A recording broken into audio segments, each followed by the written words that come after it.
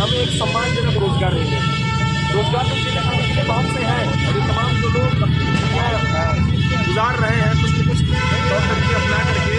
जीवन यापन कर ही रहे हैं, लेकिन हम इस देश की शिक्षा व्यवस्था का हिस्सा होकर के तमाम डिग्रियां हासिल करके, और इन सरकारों ने ही हमें ये ख्वाब दिखाया कि अगर आप ये पढ़ाई करते हैं तो आपको मुकम्मल ये रोज़गार मिल सकता है।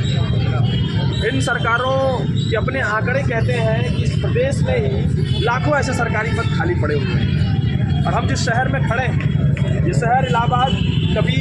इस प्रदेश की एडमिनिस्ट्रेटिव कैपिटल हुआ करता था, प्रशासनिक राजधानी हुआ करता था। हम अगर अपने इर्द गिर्द देखें तो यही गवर्नमेंट प्रेस से स्टार्ट करें तो PHQ education board, AG office से लेकर के हाई कोर्ट, ये सारी संस्थाएं यहाँ पर मौजूद हैं, और इन्हीं संस्थाओं में कभी 20-20 हज़ार की संख्या में एम्प्लॉई हुआ करते हैं। यही गवर्नमेंट प्रेस है,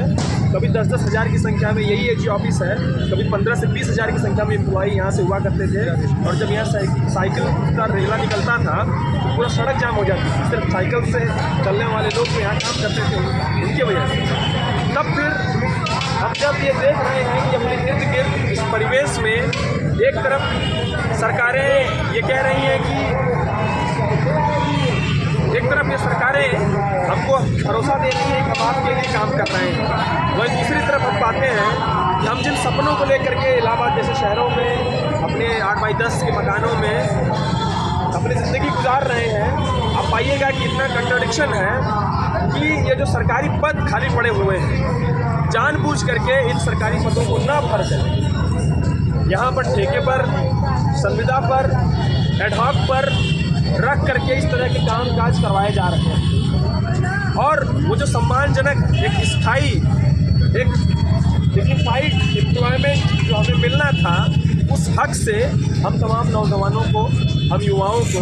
वंचित किया जा रहा है। और उसका नतीजा आप पाइएगा कि हम लोग इस उम्र में जो इस देश के लिए, समाज के लिए कंट्रीब्यूट कर सकने की जो सबसे प्राइम एज है,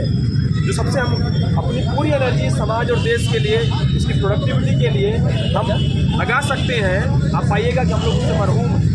हम ना तो इस देश, इस व्यवस्था के लिए कुछ कंट्रीब्यूट कर पा रहे हैं, बल्कि खुद की आजीविका का प्रश्न हमारे सामने सबसे बड़ा प्रश्न बन करके होगा।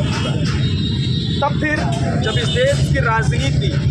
मंदिर बनाने की इर्द गिर्द घूम रही है, तब फिर जब इस देश की राजनीति तमाम इस तरह के आपके धर्मों के उसमें असली जामा पहनाने के इर्द गिर्द घूम रही है, जब इस देश की राजनीति, राज्य व्यवस्था, पूरा पैसा धार्मिक क्रियाकलाप अभी जो इलाहाबाद में कुंभ लगेगा, आप पाइएगा कि उसमें कितना करोड़ों अरबों खरबों रुपए वहाँ पे खर्च कर दिया जाएगा, जबकि पैसे के नाम पर ही इन सारे विभागों में सरकारी पद खाली छोड़ दिए जाते हैं। तब फिर ये जो पॉलिटिक्स है उत्तर प्रदेश में जो चल रही है, इस पॉलिटिक्स को हमें एक्सपोज करना होगा। और इसका मॉडल ऐसा नहीं है कि हमारे पास कोई मॉडल नहीं है, यही हमारे पड़ोसी राज्य बिहार में ये बात साफ तौर पर स्थापित हो रही है। ये जो नए तरह की आर्थिक व्यवस्था का मॉडल उत्तर प्रदेश की सरकार या नरेंद्र मोदी की सरकार प्रस्तुत कर रही है, इसके बरक्स, इसके खिलाफ एक ऐसा भी मॉडल है जहाँ पर सरकारी सम्मानजनक स्थायी रोजगार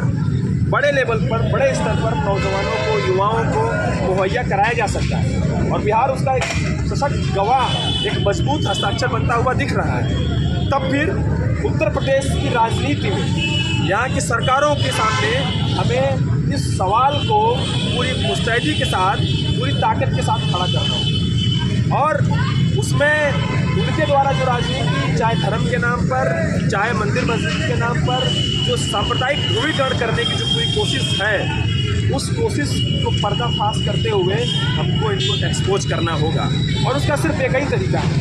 हम लोग ये जो जद्दोजहद करके अपने कमरों से बाहर निकल करके यहाँ बैठ रहे हैं, ये यकीनन दिखाता है कि हमारे पास वो जज्बा है, वो ताकत है, या हम इस चेतना के साथ हैं कि हम अपने हक और अधिकार के लिए आगे आ सकते हैं, लड़ सकते हैं, सवाल उठा सकते हैं। इस बात को हमें उन तमाम नौजवानों के साथ, नौजवानों के पास, उन तमाम लोगों के पास, उन परिवारों के पास लेकर के जाना होगा जिनकी बात करने के लिए हम चंद लोग यहाँ इलाहाबाद के इस पत्थर गिरजाघर पर बैठे हुए हैं। और उसका मुकम्मल तरीका यही है कि हम लोग जब तक 1-to-1 डायलॉग में, जब तक फैमिली टू फैमिली कॉन्टेक्ट में, जब तक एक बड़े मास के बीच में नहीं जाएंगे, जब तक इन तमाम कामगार लोगों के बीच में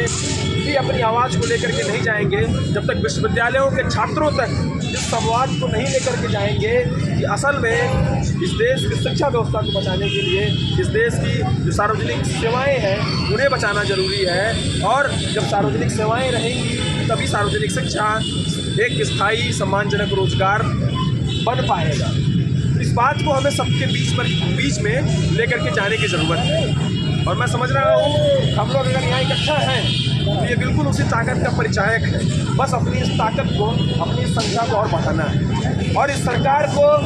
अभी जो चुनाव आ रहा है 2024 का जब आम चुनाव होगा, जनरल इलेक्शन होगा, तब ये हमारे लिए भी एक बड़ा लिटमस टेस्ट के रूप में होने जा रहा है। अगर ये सरकार फिर से सत्ता में आ जाती है तो ये बात स्थापित कर देगी, या जो अभी भी ये कह रही है कि इस देश के युवाओं को हम पर्याप्त मात्रा में रोजगार दे रहे हैं और उनके रोजगार का मानक यही सब है। उनके रोजगार का मानक संविदा का रोजगार है, उनके रोजगार का मानक एडॉक का रोजगार है, उनके रोजगार का मानक सिर्फ आप 10वीं 12वीं पास करके पुलिस में भर्ती हो जाइए और लाठियाँ भाजने के लिए मजबूर रहिए। उनके रोजगार के जो मानक है उनके इस मानक को तोड़ना होगा और वो तोड़ने का काम हम लोग इस चुनाव में,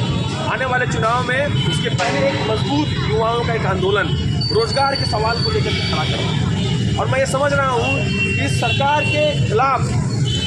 हमारे समाज के हर एक सेक्शन में आप पाइएगा कि एक बड़ा अनरेस्ट, एक बड़ा आक्रोश, चाहे वो महंगाई के सवाल को लेकर के हो, चाहे महंगी होती शिक्षा के सवाल को लेकर के हो, चाहे बदहाल हो चुकी स्वास्थ्य सुविधा के सवाल को लेकर के हो, चाहे इस पूरे पूंजीवादी मॉडल ने लोगों के सामने जिस तरह का संकट पैदा किया हुआ है, लोगों को जिंदा रह सकने के लिए मशक्कत करनी पड़ रही है। यानी हर एक समाज के हर एक तबके के साथ सरकार ने, इस सिस्टम ने अन्याय किया और हमें उस गुस्से को बस एकजुट करके उसे एक ताकत के रूप में बदलना है और इस सरकार के सामने एक बड़ी चुनौती और बैरिकेड खड़ा करना है। हम समझते हैं कि ये जो जद्दोजहद है एक व्यापक एकता स्थापित करके छात्रों की, युवाओं की, नौजवानों की, महिलाओं की, अभी इसी पत्थर गिरजा घर पर हजारों की संख्या में आशा वर्कर्स का प्रोटेस्ट चल रहा है। वो लोग भी सरकारों से यही बात कह रही हैं कि हमें स्थायी रोजगार उपलब्ध कराया जाए। हजारों लाखों की संख्या में इस प्रदेश में आशा वर्कर्स पूरे देश भर में, इस देश की स्वास्थ्य व्यवस्था का ऋण है, स्वास्थ्य व्यवस्था के ऋण है। यानी मैं बस यही कह रहा हूँ कि ये सिर्फ हम ही युवाओं के साथ ही नहीं बल्कि समाज के हर एक सेक्शन के साथ बहुत जुल्म उठा रहे हैं। BHU में गैंगरेप की घटना हुई, कोई कार्रवाई नहीं, वो अपराधी अभी तक नहीं पकड़े गए। इलाहाबाद विश्वविद्यालय में एक छात्र को बड़ी बेरहमी से मारा गया, आज तक कोई कार्रवाई नहीं। मतलब मैं कह रहा हूँ कि इन तमाम मसलों को एक साथ यूनाइट करते हुए समाज के अलग अलग सेक्शन को इकट्ठा करके अपनी इस ताकत को मजबूत करनी है और रोजगार के सवाल पर इस सरकार को घेरना है। और ये सरकार जब बैकफुट पे होगी तभी ये मसला हल होगा। और जाहिर तौर पर ये सवाल हम सबके संघर्षों से, सड़कों पर किए जाने वाले संघर्षों से ही हल होगा। इसी बात है।